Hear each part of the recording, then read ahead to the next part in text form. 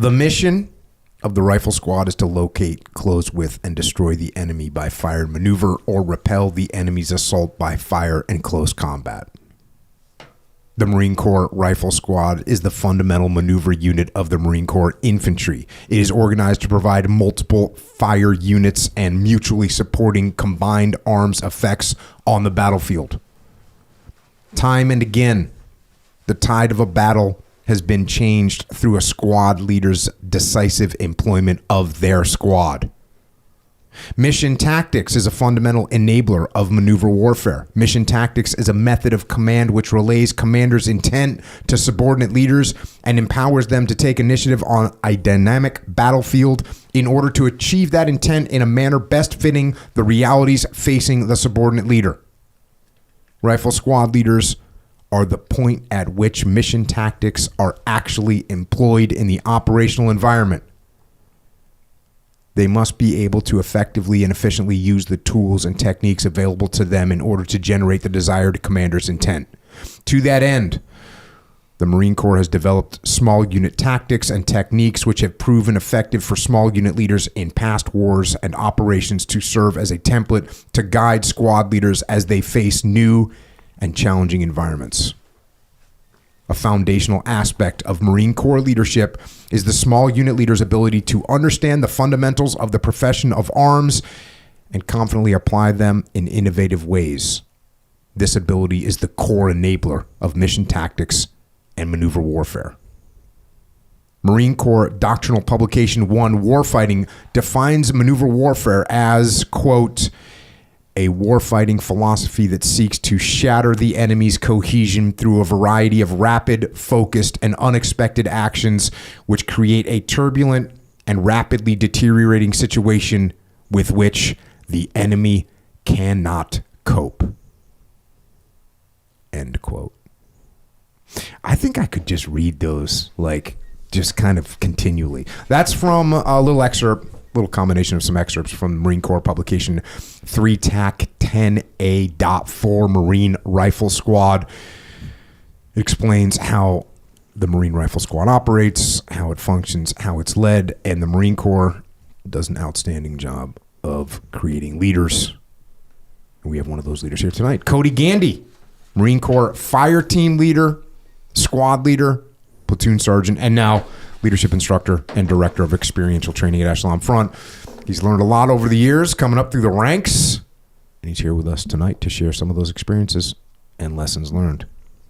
Codey, thanks for joining us, man. Yes, sir. Pleasure to be here.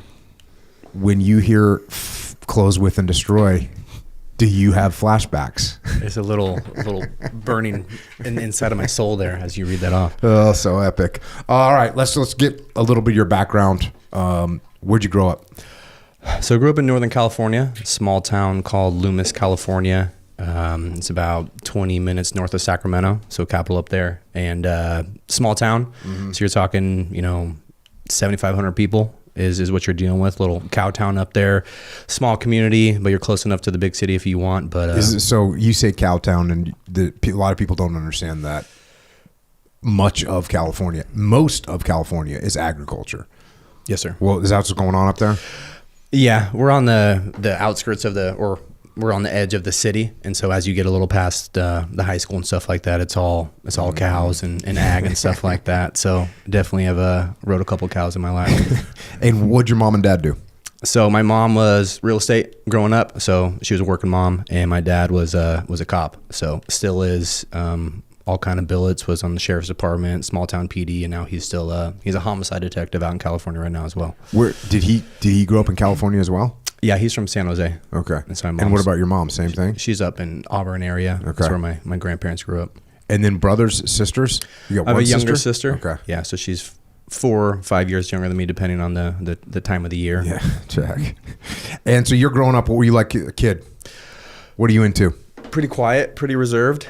I know you know me, pretty reserved person. Got that from my dad and kind of grown up that way. Heavily involved in sports. I was that weird kid that would watch Sports Center 3 times in a row, and I would give you all the stats, and I knew everything about everything sports. And so I was wearing. Was your dad that into sports? No, It's just I fell in love with it. I wanted to do football, baseball, sports year round is what I wanted to do. So that was my life until I went into the Marine Corps later on. So as you're growing up, did you like go play travel ball or what? Yeah, so baseball was a year round thing. Was that your best sport? I was better at baseball, but I liked football more. And then I supplemented wrestling in there to help with football. How many years did you wrestle? 3. Once I got to high school, I stopped just because it was. Oh damn! I know. Why? It was just too much in my head. Yeah. Because I went from football and then it was fall ball for baseball, and I thought I had a chance to go in, college for one of those two, and so I had to pick and choose. Echo Charles. Yes, we're playing football. Yeah. Right? Hell yeah. Okay. In part of football, a big part of football is to grab another guy and pull him to the ground, right? Yep. True. So if you start, but then there's other things. There's a ball. There's throwing a ball. Sure, there's kicking. There's other That's things. true. But really, what a lot of people like about football is you're going to grab a guy and pull him to the ground, right? Yeah. It's part Okay. of the gig for sure. So you get done with football season, and there's another season that starts that we could participate in. Yes. There's no ball. There's no throwing. There's no kicking. All there is grabbing dudes and pulling them to the ground. Yeah. Why isn't wrestling more popular? Well, actually, Why did Codey Gandy quit wrestling? It's a good question, because what you're talking about literally is like half the appeal for like half the people. So you're talking about tackling somebody. Yeah. So first off, only defense tackles. Yeah. A lot of people actually, I would say, and tell me if you agree with this. Did you play defense, offense, both? Defense. Yeah. So most people, I think, like offense because you can get to score. Yeah. Okay. And the objective of the game is to get on offense and score. Okay, but let me say something else. There's also people that are trying not to get taken down to the ground. Yeah. Right? Yeah, fully. And continue running. Yeah, continue running and getting away. Yeah, fully. So, yeah, to be honest, I mean, sure, there is translation for sure. And I can see how it would help or whatever. In fact, jiu-jitsu and rugby, there's like I told you I made like this little documentary mini doc or whatever, the Australian Rugby League. But they take jiu-jitsu to get better at rugby. Yeah. Anyway, it's a long story. But to answer your question, they are it doesn't seem like it if you don't play football, I guess, but they are completely different experiences. One is like, you're fighting the guys and just more of a combat scenario. The other one doesn't feel like a combat scenario. It's more about like... it's a game. Yeah, it's like the combat part of it is more of a means for something. Dude, something wrestlers go hard. Wrestlers go hard. Yeah. Wrestlers are like, they say, you don't play wrestling. Yeah. You know what I mean? Yep, that makes sense. You know what I mean? That feels like, correct. You go play football, you ain't playing wrestling. Yeah. So, Understand. All right, That's true. so I fast forward a little bit there. So you pretty good at these games?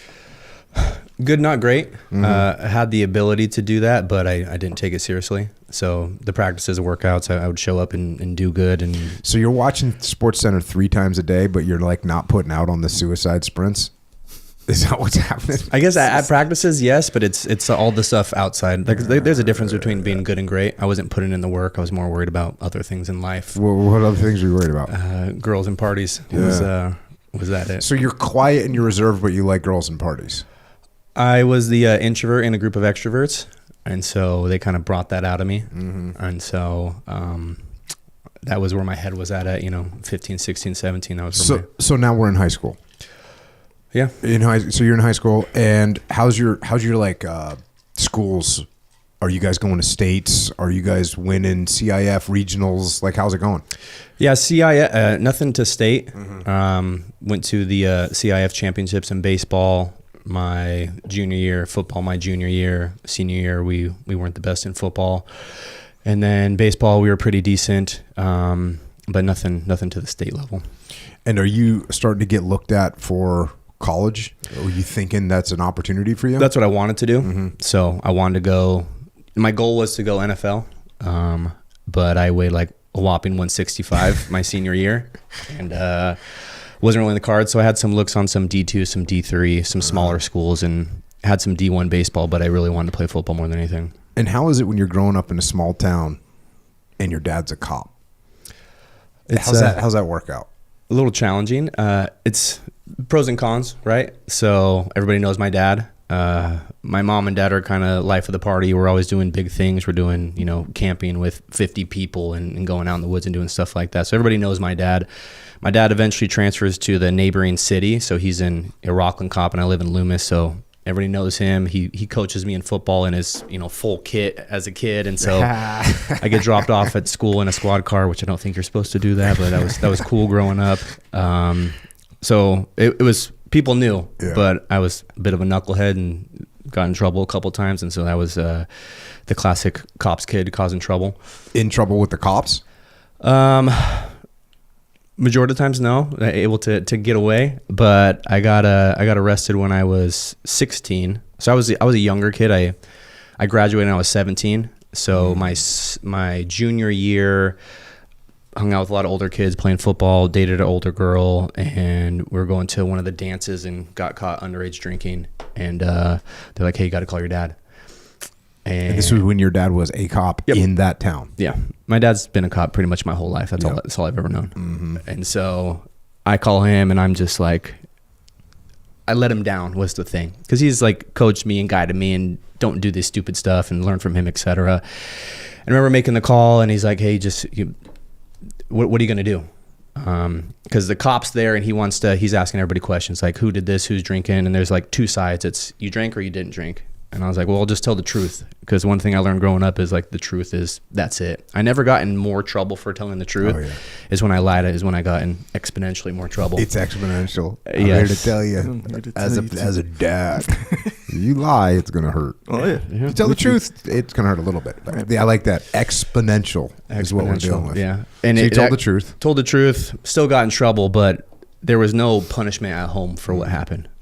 Did they lock you up? No, because I feel like if I was your dad and you got rolled up, I'd tell I'd be like, "Hey, dude, freaking throw him in the clink for the night. Yeah. Just let him see scared straight, dude." Is that wrong?